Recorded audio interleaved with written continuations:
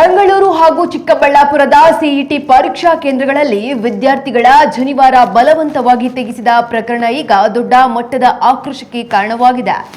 ಶನಿವಾರ ಅನ್ನೋದು ಕೇವಲ ದಾರವಲ್ಲ, ಅದು ಬ್ರಾಹ್ಮಣ ಸಮುದಾಯದ ಧಾರ್ಮಿಕ ನಂಬಿಕೆ ಮತ್ತು ಆತ್ಮಗೌರವದ ಪ್ರತೀಕವಾಗಿದ್ದು, ಇದನ್ನ ಅವಮಾನಿಸಿರುವುದು ಮೂಲಭೂತ ಹಕ್ಕುಗಳ ಉಲ್ಲಂಘನೆ ಎಂದು ಅಖಿಲ ಭಾರತೀಯ ಬ್ರಾಹ್ಮಣ ಮಹಾಸಂಘ ಕಿಡಿಕಾರಿದೆ.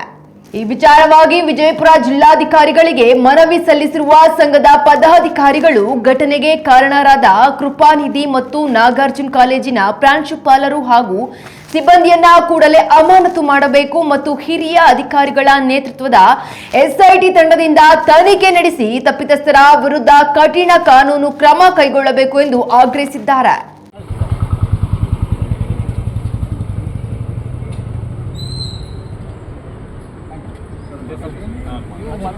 ಕಳೆದ ವರ್ಷ ಹೈಕೋರ್ಟ್ ಕೂಡ ಸ್ಪಷ್ಟ ನಿರ್ದೇಶನ ನೀಡಿದರೂ ಕೂಡ ಉದ್ದೇಶಪೂರ್ವಕವಾಗಿ ಶನಿವಾರ ತೆಗೆಸಿದ್ದಾರೆ ಅಂತೇಳಿ ಬೆಂಗಳೂರಿನ ಜಿಲ್ಲಾಧಿಕಾರಿ ರಿಪೋರ್ಟ್ ಕೊಟ್ಟಿದ್ದಾರೆ. ನಾವಲ್ಲ, ಜಿಲ್ಲಾಧಿಕಾರಿ ಕೂಡ ಒಪ್ಪಿಕೊಂಡಿದ್ದಾರೆ. ಇದು ಖಂಡನೀಯ. ಬ್ರಾಹ್ಮಣ ಸಮಾಜದ ಧಾರ್ಮಿಕ ಭಾವನೆಗಳಿಗೆ ಗೌರವದ ಧಕ್ಕೆಗೆ ತರುವಂಥ ಈ ಕಾರ್ಯಕ್ರಮಗಳನ್ನು ನಾವು ಖಂಡಿತವಾಗಿ ಖಂಡಿಸಲೇಬೇಕು. ಮುಂಬರುವ ದಿನಗಳಲ್ಲಿ ಈ ತಪ್ಪನ್ನು ತಿದ್ದಿಕೊಳ್ಳದಿದ್ದರೆ ಸರ್ಕಾರ ಯಾರದೇ ಇರಲಿ ತಪ್ಪೇ ಇಂಥ ಘಟನೆಗಳನ್ನು ಮರುಕಳಿಸಂತೆ ನೋಡಿಕೊಳ್ಳಬೇಕು. ಈ ನಿಟ್ಟಿನಲ್ಲಿ ನಾವು ಮಾನ್ಯ ಜಿಲ್ಲಾಧಿಕಾರಿಗಳ ಮೂಲಕ ಸರ್ಕಾರಕ್ಕೆ ಒತ್ತಾಯ ಮಾಡುವುದೇನೆಂದರೆ ತಪ್ಪಿತಸ್ಥ ಅಧಿಕಾರಿಗಳ ವಿರುದ್ಧ SIT ತನಿಖೆ ಆಗಬೇಕು.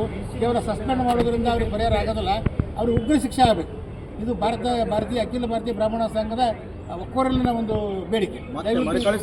ಇಂಥ ಘಟನೆ ಮರುಕಳಿಸಿದರೆ ಮುಂದಾಗುವ ಹೊಣೆ ಧಕ್ಕೆಗಳಿಗೆ ಸರ್ಕಾರವೇ ಹೊಣೆ. ಈ ವಿಷಯವನ್ನು ಸ್ಪಷ್ಟಪಡಿಸ್ತಾ ಇದ್ದೀವಿ. ಸರ್ಕಾರ ಬ್ರಾಹ್ಮಣರ ಭಾವನೆಗಳನ್ನು ಗೌರವಿಸಬೇಕು, ಅವರನ್ನು ಸಂತೃಪ್ತಿಗೊಳಿಸಬೇಕು. ನಮ್ಮಲ್ಲಿ ಯಾರು ತಪ್ಪಾಗದಂತೆ ನೋಡಿಕೊಳ್ಳಬೇಕು. ಇದು ಮಾನ್ಯ ಮುಖ್ಯಮಂತ್ರಿಗಳ ಹಾಗೂ ಶಿಕ್ಷಣ ಮಂತ್ರಿಗಳ ಕರ್ತವ್ಯ. ಮತ್ತು ತಾವೇನಾದ್ರು ಕೇಳ್ಬೋದು. ಭಾರತ್ ಮಾತಾ ಕೇ ಅಖಿಲ ಭಾರತೀಯ ಬ್ರಾಹ್ಮಣ ಮಹಾಸಂಘಕ್ಕೆ, ಅಖಿಲ ಭಾರತೀಯ ಬ್ರಾಹ್ಮಣ ಮಹಾಸಂಘಕ್ಕೆ, ಶನಿವಾರ ವಿರೋಧಿ ರಾಜ್ಯ ಸರ್ಕಾರಕ್ಕೆ. ಬ್ರಾಹ್ಮಣ ಸಮಾಜದವರು ಒಂದು ಹೋರಾಟವನ್ನು ಹಮ್ಮಿಕೊಂಡ್ರಿ ಸರ್. ಜನವಾರ ತೆಗೆಸಿದ್ದಾರೆ ನಮ್ಮ ವಿದ್ಯಾರ್ಥಿಗಳಿಗೆ CET ಪರೀಕ್ಷೆಯಲ್ಲಿ. ಸರ್ ಯಾಕೇನು ಆಗಿದಂಥ ಸಮಸ್ಯೆ ಆದ್ರೆ ಏನು ಸರ್? ಒಂದೇ ದಿನ ಏನು CET ಪರೀಕ್ಷೆ ನಡೀತು ಬೆಂಗಳೂರಿನಲ್ಲಿ 2 ಪ್ರತಿಷ್ಠಿತ ಕಾಲೇಜ್ಗಳಲ್ಲಿ ಟಾರ್ಗೆಟ್ ಓರಿಯೆಂಟೆಡ್ ಅನ್ಬೋದು.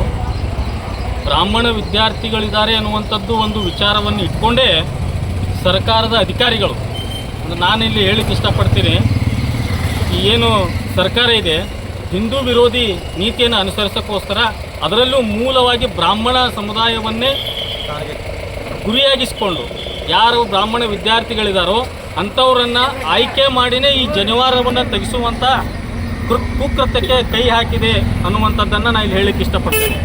ಹೋದ ವರ್ಷವೂ ಕೂಡ ಇದೇ ರೀತಿ ಒಂದು ಘಟನೆಯಾಗಿತ್ತು.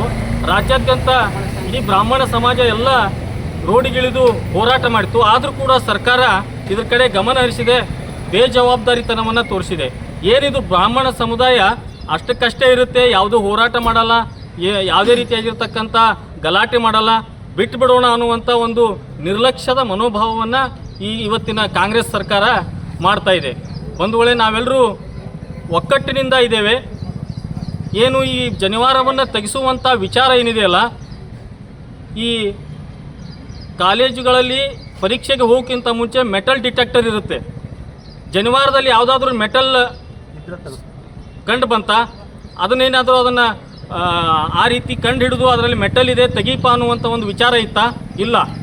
ಉದ್ದೇಶಪೂರ್ವಕವಾಗಿಯೇ ಆ ಒಂದು ವಿದ್ಯಾರ್ಥಿಗೆ ಅವನ ಒಂದು ಧಾರ್ಮಿಕ ಮನೋಭಾವಕ್ಕೆ ಧಕ್ಕೆ ತರುವಂಥ ಒಂದು ಕುಕೃತ್ಯವನ್ನು ಅಲ್ಲಿನ ಅಧಿಕಾರಿಗಳು ಮಾಡಿದ್ದಾರೆ.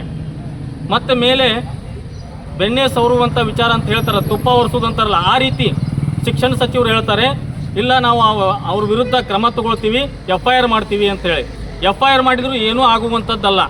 ಅವರನ್ನು ಕೂಡಲೇ ಸಸ್ಪೆಂಡ್ ಮಾಡಬೇಕು, ಅವರನ್ನು ವಜಾಗೊಳಿಸಬೇಕು ಮತ್ತು ಇದು ಪರಿಪೂರ್ಣ ತನಿಖೆ ಆಗಬೇಕು. ತನಿಖೆಯಾಗಿ ಅವರು ತಪ್ಪಿತಸ್ಥರಿಗೆ ಶಿಕ್ಷೆ ಆಗಲೇಬೇಕು ಅನ್ನುವಂಥದ್ದು ಈ ಮೂಲಕ ನಾನು ಹೇಳಲಿಕ್ಕೆ ಇಚ್ಛಪಡ್ತೇನೆ.